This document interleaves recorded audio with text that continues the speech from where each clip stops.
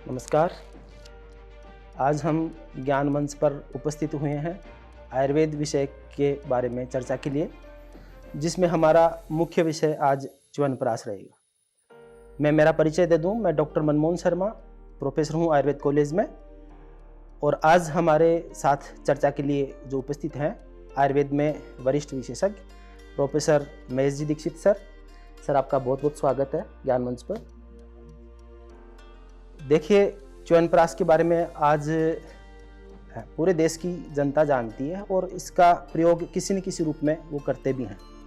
बहुत सारी बातें च्यवनप्राश की अभी भी लोगों को कुछ पता नहीं है, हो सकता है उनको कुछ भ्रांतियां भी हों, जिनके बारे में आज मैं अपेक्षा करता हूं कि सर उनका निश्चित रूप से निराकरण आज इस चर्चा के बाद में हो जाएगा, ऐसा मेरा विश्वास है। तो चर्चा के प्रारंभ में मैं सर से पूछना चाहूँगा कि सर च्यवनप्राश क्या है? च्यवनप्राश आयुर्वेद का एक मल्टी हर्बल फॉर्मुलेशन है। बिल्कुल। जिसको अगर हम कहें तो ये एंटी एजिंग फॉर्मूला है, और बढ़िया तरीके में कहें तो ये एक traditional bio active food supplement या सप्लीमेंट है, जो हमारी जीवनी शक्ति है, हमारी जो वाइटल कैपेसिटी है, उसको बढ़ाता है और डेवलपमेंट करता है। आयुर्वेद में ऐसे सारे द्रव्यों को, ऐसे सारे कंटेंट्स को हम रसायन कहते हैं। तो ये एक चटनी के रूप में प्राश, जिसको चाटा जा सके, इसके रूप में बनता है, इसलिए इसका नाम च्यवनप्राश है। तो च्यवनप्राश एक मल्टी हर्बल हमारा फॉर्मुलेशन है एंटी एजिंग। मल्टी हर्बल का मतलब सर बहुत सारे घटक इसमें डलते हैं, ऐसा मेरा मानना है। बिल्कुल सर, बहुत बहुत अच्छी बात बताई सर आपने। सर च्यवनप्राश वैदिक काल से मेरे को लगता है प्रचलन में है, लेकिन हम आपसे जानना चाहते हैं कि ये कब प्रचलन में आए। अगर आपने नाम सुना हो भृगु ऋषि, जिन्होंने ज्योतिष में सबका हमारा एक डाटा बनाया था, जो आज भी जन्मपत्री के नाम से, उसी के वंशज एक ऋषि हुए थे च्यवन। च्यवन ऋषि बहुत तपस्या में लीन रहे और उनका सारा जीवन तपस्या में ही चला गया।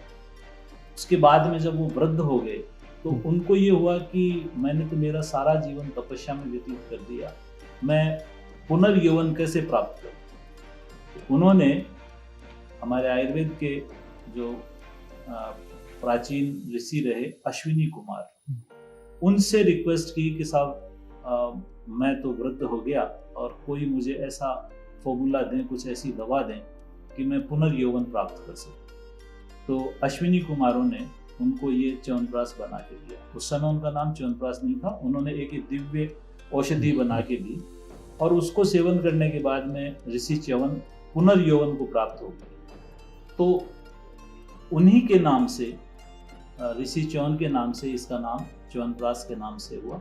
सबसे पहले अगर हम यूँ देखें कि च्यवनप्राश के नाम से, तो चरक संहिता में इसका सबसे पहले उल्लेख आता है। हालांकि उसके बाद में सारंगत संहिता वगैरह बहुत हमारे ग्रंथ हैं जिनमें इसका प्रचलन, इसके बनाने की विधि, उपयोग सब दिया है। तो इस तरीके से इसका प्रचलन प्रारंभ हुआ। सर आपने बताया कि ये मल्टी ड्रग कंपोनेंट है, तो इसमें हमारे पब्लिक भी ये जानना चाहती है कि क्या क्या मुख्य चीज़ें, घटक द्रव्य इसके ऐसे हैं जो काफ़ी काम करते हैं। ये बहुत बढ़िया प्रश्न आपने किया कि एंटी एजिंग की ऐसी कौन सी हद है। तो आयुर्वेद में एक वर्ग है अष्टवर्ग। वो 8 जो ड्रग्स हैं वो ही सबसे ज़्यादा महत्वपूर्ण है। काकोली, क्षीर काकोली, जीवक, ऋष्वक, जीवंती, वृद्धि, ऐसे करके ये 8 जो मेडिसिन है मुख्य रूप से तो यही हैं। और अगर च्यवनप्राश का मुख्य घटक देखें हम, वो है आंवला। आंवला अपने आप में श्रेष्ठ रसायन है, एंटीऑक्सीडेंट है, तो आंवला इसका मुख्य घटक हो गया। वैसे अगर देखें हम तो च्यवनप्राश में लगभग 55 से भी अधिक घटक हैं, जिसमें 36 काष्ठ औषधियाँ हैं। काष्ठ औषधियों के क्वाथ वगैरह बनाए जाते हैं, आंवले की पिष्ठी बनाई जाती है। और अगर यूँ देखें तो इसमें एक यमक हमारा आयुर्वेद में ये कहते हैं कि 2 तरह के स्नेह द्रव्यों को मिला के जो बनता है, तो इसमें गोघृत और तिल तेल, यमक के रूप में आते हैं। और इसमें एक और बढ़िया प्राकृतिक जो न्यूट्रिशन का स्रोत है वो है शहद। तो इसमें शहद भी डलता है और इसको प्रिजर्व करने के लिए इसमें चीनी का भी उपयोग होता है। इसके बाद में इसमें कुछ प्रक्षेप द्रव्य डलते हैं जिसमें केसर तक भी डलता है, नाग केसर है, पिपली है, इलायची है, दालचीनी है, ये सब चीज़ें इसमें प्रक्षेप के रूप में डलती हैं। तो अगर हम इसके घटकों की बात करें तो इसका मुख्य घटक आंवला है और वात द्रव्य है और प्रक्षेप द्रव्य हैं, और जिनमें ये तैयार होता है उसमें यमक हैं, दोनों तरह के जो स्नेह हैं, तिल तेल और घृत। तो उन सब के मिलाकर ये लगभग 50-55 से भी अधिक घटकों से बनता है। ये अच्छी बात है कि इसमें किसी भी तरह की ऐसी कोई मेडिसिन नहीं है जो किडनी के लिए, लीवर के लिए या बॉडी में किसी भी पार्ट के लिए हार्मफुल है। ये सारे हर्ब्स हैं। तो ये इसीलिए सबसे ज़्यादा चलने वाला, सबसे ज़्यादा बिकने वाला, और आप आश्चर्य करेंगे कि लगभग 25,000 करोड़ रुपए का सालाना च्यवनप्राश बिकता है। और एक सर्वे में ये आया कि आयुर्वेद की मोस्ट सेलिंग जो ब्रांड्स हैं या मोस्ट सेलिंग मेडिसिन्स हैं उसमें सबसे ऊपर च्यवनप्राश का नाम है। बिल्कुल सर। सर आपने बताया कि कम से कम 55 से ऊपर औषधियाँ इसमें डाली जाती हैं। तो सर इसके क्या विशेष फायदे हैं जिससे व्यक्ति इसको ले? कुछ फायदे आप इसके बारे में सबसे पहला फायदा तो हम देखें तो इसमें जीवनी शक्ति है। तो जिसको जीवन लंबा, दीर्घायु जीवनी है वो इसको सेवन करे। ये उससे भी ज़्यादा फायदा ये है कि जीवन तो लंबा हो गया, लेकिन क्या आप रोग प्रतिरोधक क्षमता रखते हैं? आज जब हम चारों तरफ देखते हैं कि न केवल लाइफस्टाइल डिसऑर्डर्स बल्कि इन्फेक्टिव डिजीजेस से भी बहुत सारा, और अभी हमने कोरोना से बड़े मुश्किल से निकल के आए। तो ऐसे में अगर आप ऐसी कोई मेडिसिन लें या ऐसा कोई रसायन खाएं कि आपकी रोग प्रतिरोधक क्षमता, आपकी इम्यूनिटी पावर बूस्ट अप हो जाए, तो च्यवनप्राश उसके लिए बहुत बढ़िया है। और जो च्यवनप्राश का अगर हम देखा जाए तो च्यवनप्राश बना है स्पेशली, वैसे तो पूरे सारे शरीर को ये फायदा पहुंचाता है, लेकिन स्पेशली जो रेस्पिरेटरी ट्रैक्ट है हमारा, क्योंकि हम जैसे प्राणवायु जो लेते हैं, हम ऑक्सीजन लेते हैं, हम कितनी ऑक्सीजन या हम कितनी वायु को लेते हैं उसके साथ में बहुत सारे ऐसे पार्टिकल्स जाते हैं जो हमको नुकसान पहुंचाते हैं। आजकल आप देखते हैं पॉल्यूशन का लेवल कितना हाई हो गया है, तो वो सारा हम इनहेल करते हैं तो हमारे लंग्स को बहुत सारा नुकसान हो सकता है। और च्यवनप्राश की ये चमत्कार है कि वो हमारे जो वाइटल पार्ट लंग्स हैं उनको और बढ़िया। ट्यूबरक्लोसिस में अगर देखें तो हमें ट्यूबरक्लोसिस के पेशेंट्स को डोट्स की ही पालना करनी चाहिए, लेकिन उसके साथ में उसके लीवर को और उसकी इम्यूनिटी के लिए च्यवनप्राश प्रिस्क्राइब किया जा सकता है।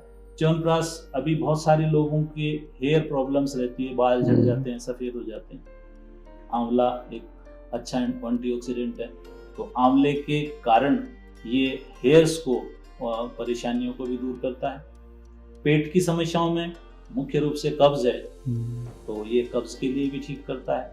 इसके साथ में स्किन के लिए भी बहुत बढ़िया है, ये रिवाइटलाइजर है। स्किन की जो सेल्स हैं उनको ये दोबारा बनाने में मदद करता है। तो आदमी का जो ग्लो है, चेहरे पे जो चमक है, वो च्यवनप्राश हमेशा बनाए रखता है।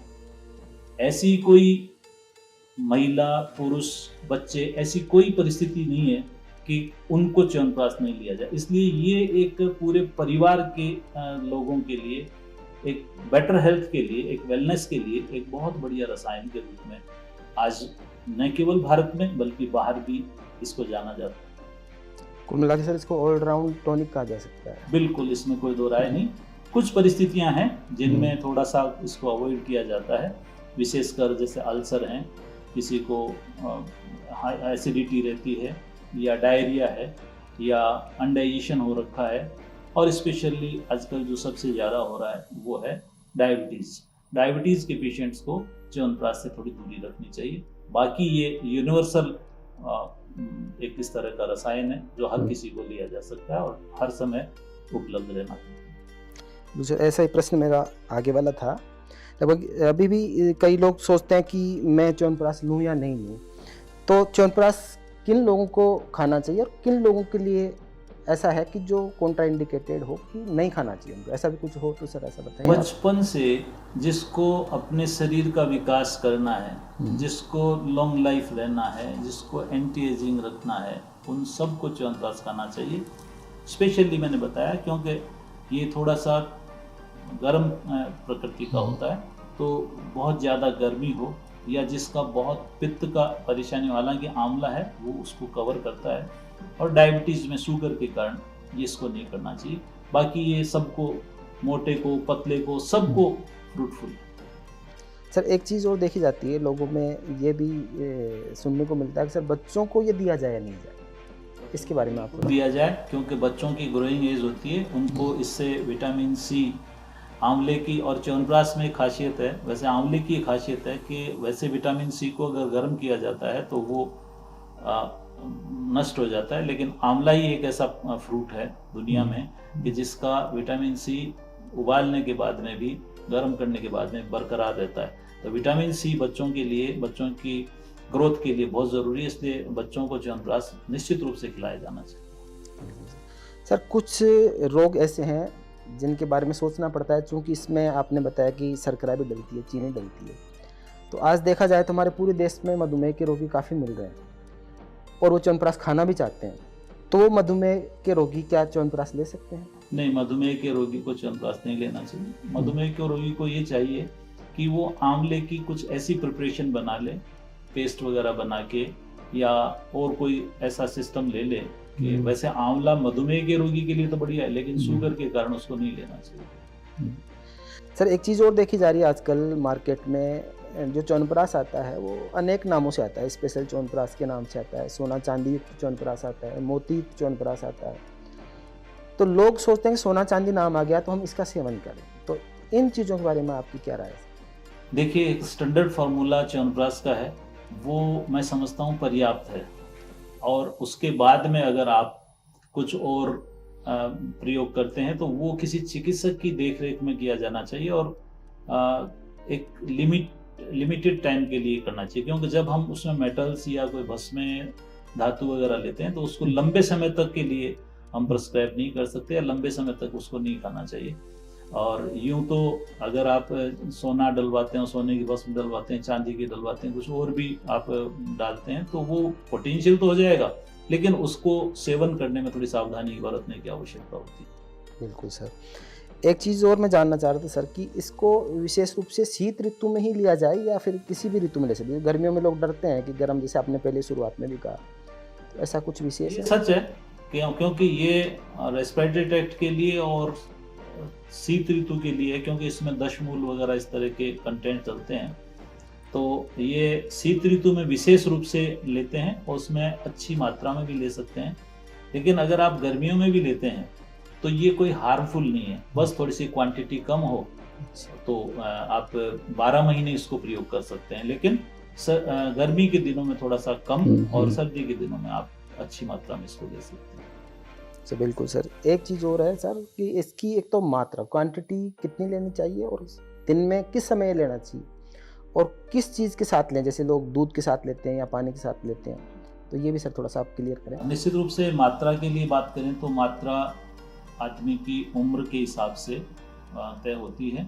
एक वयस्क व्यक्ति को 10 ग्राम से 20 ग्राम तक च्यवनप्राश लेना चाहिए। 2 बार दिन में ले सकता है शीतकाल में, ग्रीष्म में केवल 1 बार ले ले। जहाँ तक इसके अनुपान की आपने कहा किसके साथ लें, तो प्रचलन और सही ये है कि आप दूध के साथ इसको लें। अगर दूध आपको सूट नहीं करता है तो आप गर्म पानी से इसको ले सकते हैं, और अगर आप कुछ भी नहीं लें तो सिंपली इसको वैसे भी अकेले भी आप खा सकते हैं। ऐसा कोई रिस्ट्रिक्शन नहीं है कि इसके साथ में दूध या आपको पानी या कुछ और चीज़ लेनी चाहिए। सर आंवला इसमें डलता है, लोगों में जो जानते हैं कि सब आंवला खट्टा होता है और हम उसको दूध के साथ लें तो कोई नुकसान तो नहीं होगा, तो ऐसा तो कुछ नहीं है, दूध के साथ लें उनको? बिल्कुल आपने सही प्रश्न किया ये, क्योंकि खटाई के और दूध के बैर होता है, लेकिन आंवला मधुर रस युक्त है और इसका शीत वीर्य है, इसलिए ये दूध के साथ गड़बड़ नहीं करता है, दूध के साथ इसको मना नहीं है। दूसरा, फिर आंवले को हम क्योंकि पिस्टी के रूप में सेवन कर लेते हैं, तो घृत में जब इसका पाक हो जाता है तेल में इसका पाक हो जाता है, तो ये दूध के साथ लेने में कोई हर्ज नहीं। आप दूध के साथ च्यवनप्राश आराम से ले सकते हैं, कोई परेशानी नहीं। सर और कोई जानकारी आप च्यवनप्राश के बारे में यदि अपने हिसाब से देना चाहें तो? बस मैं तो कहूँगा अगर फिट रहना है, और क्योंकि हमारा जो वाइटल पार्ट है वो है रेस्पिरेशन, हमारा श्वसन संस्थान अगर सही रहता है, क्योंकि हमारे प्राण जो है हमारे ऑक्सीजन को पहुंचाने का, या जिसे हम वाइटल कैपेसिटी भी कहें, तो हमारे लंग्स की कैपेसिटी हुई है। तो रेस्पिरेटरी जो प्रॉब्लम्स को जो फेस करते हैं, या जो हाईली पोल्यूटेड जगह में रह रहे हैं, उनके लिए च्यवनप्राश अमृत से कम नहीं, उनको च्यवनप्राश अच्छी मात्रा में लेना चाहिए। बिल्कुल सर, धन्यवाद आपका बहुत बहुत। आपने बहुत अच्छी जानकारी आज च्यवनप्राश के बारे में दी है। बहुत बहुत धन्यवाद।